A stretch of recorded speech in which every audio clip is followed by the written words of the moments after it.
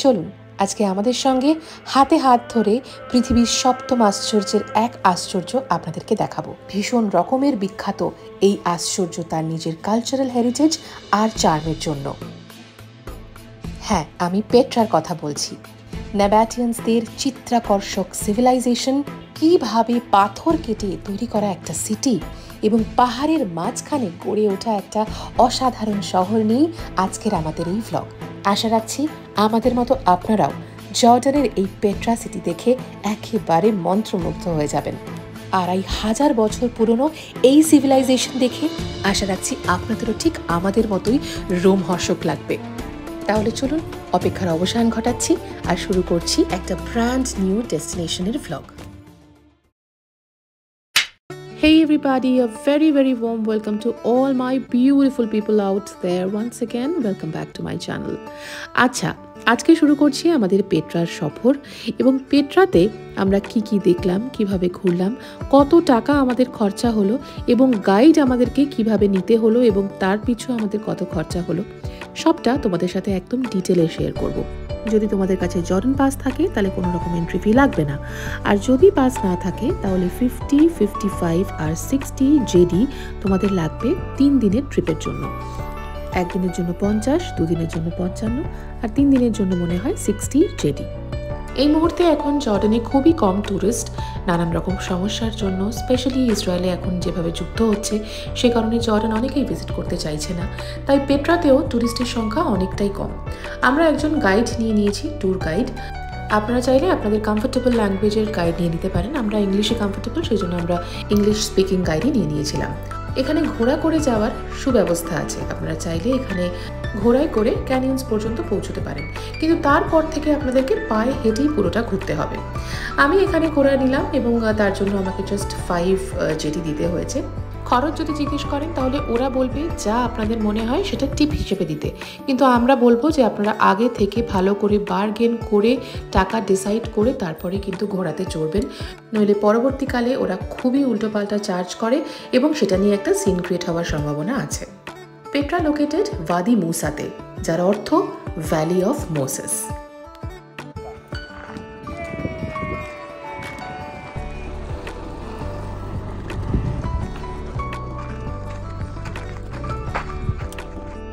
নাবাটিয়ানসদের বানানো এই শহর আগে কিন্তু পেট্রা নাম ছিল না, তাদের দেওয়া নাম ছিল রাখমু। 312 বিসিতে, মানে প্রায় 2500 বছর আগে নাবাটিয়ানসরা এই শহরকে আবিষ্কার করেন এবং এই শহর মানে পেট্রাকেই বানিয়ে ফেলেন নিজেদের রাজধানী।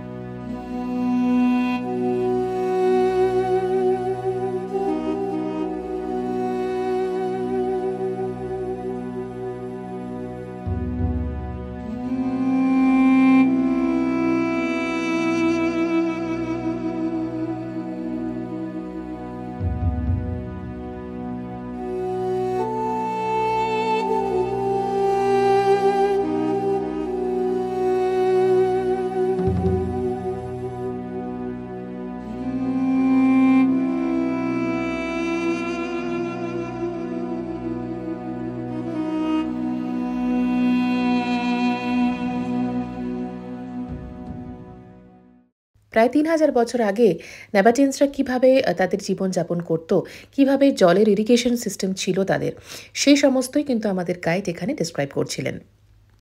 পেট্রা শব্দটা কিন্তু একটা গ্রিক ওয়ার্ড থেকে ডিরাইভ করা হয়েছে, যার অর্থ rock.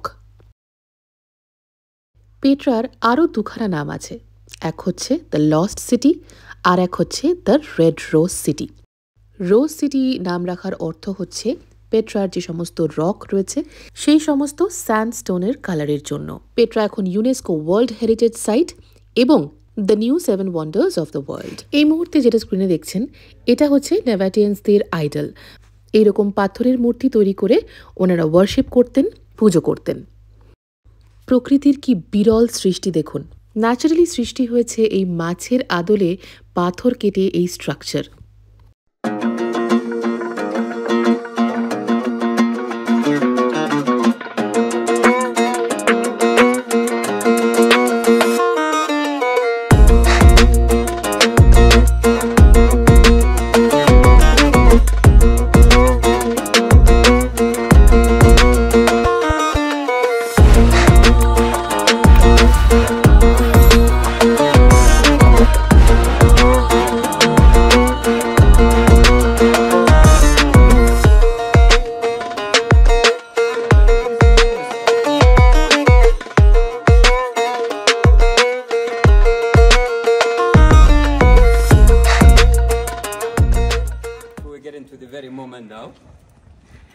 it is the very moment drama of Petra, right?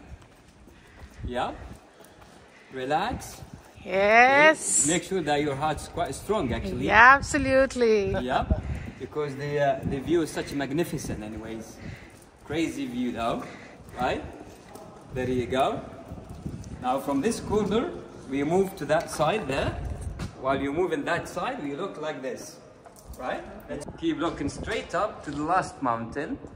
Right, the top of the last mountain, we see something like a cupcake. Can you see it? Yes. There you go.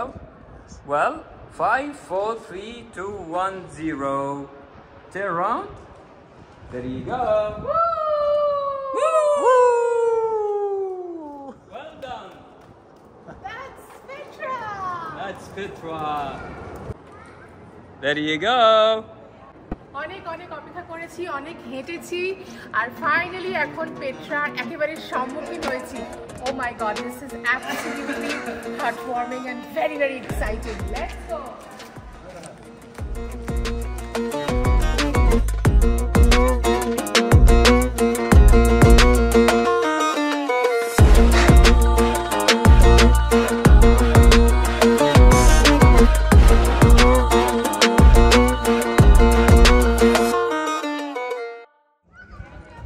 Aretas number 4. Aretas, right? The king Aretas number 4. Aretas.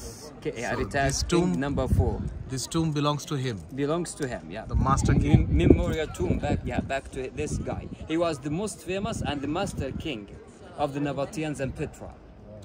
অ্যারবিকে এই ট্রেজারিকে বলা হয় আল খাজনি। বাংলায় আমরা খাজনা বলি, ওরা আল খাজনি বলে। একটা স্যান্ডস্টোন রককে কার্ভ করে কিভাবে একটা অদ্ভুত সুন্দর আর ভীষণভাবে নিখুঁত টুম বানানো হয়েছে। এটাকে ট্রেজারি নামকরণ করা হয়েছে ঠিকই, কিন্তু এর ভেতরে খুঁজে দেখা গেছে কোনো সোনা হিরে জহরত কিছুই নেই। এর ভেতরে রয়েছে কিং আরেতাসের গ্রেভইয়ার্ড। চলুন এবার ধীরে ধীরে এগোনো যাক পেট্রা শহরের আরও বাকি পয়েন্টসগুলোতে। এটা নেভাটিয়ান্সের বানানো একটা থিয়েটার। বলা হয় 8,500 মানুষের অ্যাকোমোডেশন আছে এই থিয়েটারটিতে। ট্রেজারির পেছনে আসতেই আপনারা দেখবেন প্রচুর পরিমাণে ওখানে গ্রেভিয়ার্ডস রয়েছে। নেভাটিয়ান্সদের এখানে প্রচুর কবর এবং সমাধিস্থল রয়েছে, সেগুলো ভীষণ সুন্দর করে ওনারা বানিয়ে রেখেছেন এবং ভালো করে যদি সেগুলোর প্রতি আপনারা একটু নজর দেন তাহলে বুঝতে পারবেন যে কি অদ্ভুতভাবে পাথর কেটে কেটে কেটে ওরা এত ইন্ট্রিকেট ওয়ার্ক করে রেখেছে যেগুলো সত্যি দেখবার মতো। They are 4. You add to them the treasury back there and the monastery.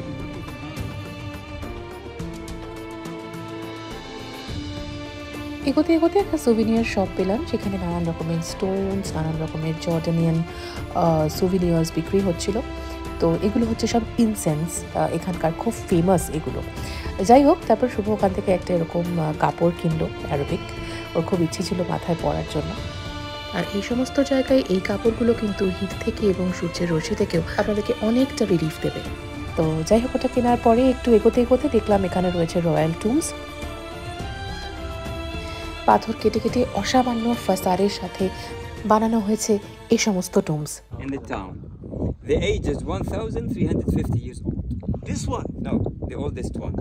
একদম একটা কি বলবো, হিলি ডেজার্টের মধ্যে রয়েছি, আর বিশাল ট্রেক করে এখান অবধি আসতে হয়েছে। অনেকটা রাস্তা, প্রায় আমরা 4 কিলোমিটারের কাছাকাছি হেঁটে ফেলেছি এখনো পর্যন্ত। এতক্ষণ নর্মাল রাস্তায় হাঁটছিলাম, এবার একটু স্টিপ রাস্তায় হাঁটতে হচ্ছে। তো যাই হোক, আমরা অলমোস্ট এসে গেছি। এবার আমাদের একটা শাটেলে করে পৌঁছানো হবে আমাদের লাস্ট পয়েন্টে। আরও 45 মিনিট আমাদেরকে হাইক করে যেতে হতো পেট্রা মনাস্ট্রিতে, কিন্তু সময়ের অভাবে আমরা সেটা ভিজিট করতে পারলাম না। তার জন্য আমাদের নিজেদেরই খুব খারাপ লাগছিল। মোটামুটি পেট্রা শহরটা ঘোরার পরে এবার আমাদেরকে নামতে হবে, আর আমাদেরকে রীতিমতো হাইক করে যেভাবে আমরা উঠেছিলাম পাহাড়ের মধ্যে দিয়ে ঠিক সেইভাবেই পাহাড়ের মধ্যে দিয়ে আমাদেরকে নামতে হলো। আমার কাছে এটা একটা নতুন অভিজ্ঞতা অবশ্যই।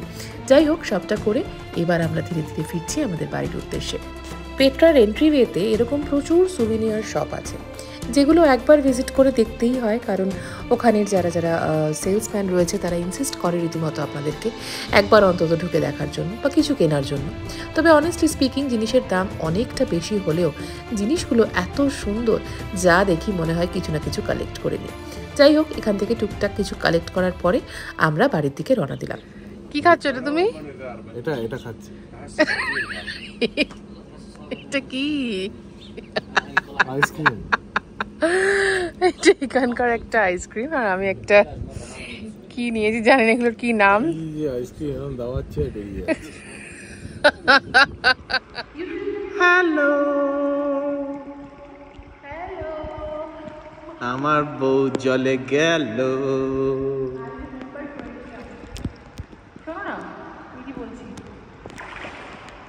আমার বউ লাইফ বয় নিয়ে ভাসছে এখন সুইমিং পুলে। পুরো হোটেলটাতে কেউ নেই, ফাঁকা হোটেল, ফাঁকা সুইমিং পুল। ওরে বাবা রে বাবা, বউ সাঁতার কাটছে, বউ সাঁতার কাটছে। I remember of Croatia last year.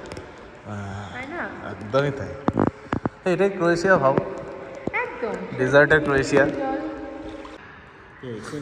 Wow, দারুণ এক্সারসাইজ করছো। কেমন লাগছে শুভ বলো? দারুণ। মাটি থেকে জলটা মাটিতে এসে পুকুরটা বেশ ভালোই পরিষ্কার হচ্ছে। আমাদের প্রতিটা জায়গায় একটা করে এরকম পুল দিয়ে দিচ্ছে। হ্যাঁ, সুন্দর, আমরা এনজয় করছি। হ্যাঁ, খুবই সুন্দর হোটেল, 5 স্টার প্রপার্টি, বিশাল বড় হোটেল। ইনফ্যাক্ট এই পেট্রাতে আমার মনে হচ্ছে এটাই বেস্ট হোটেল আমি যা দেখলাম এখনো। অনেকে অনেক কিছু বলেছে, আমাকে মিসগাইড করছিল, অনেকটা হাঁটা, 2 কিলোমিটার 4 কিলোমিটার হাঁটা, অনেক গরম। Nothing like it, very pleasant. একটু আপহিল আছে কিছু কিছু জায়গায়, ইটস ম্যানেজেবল, এমন কিছু না।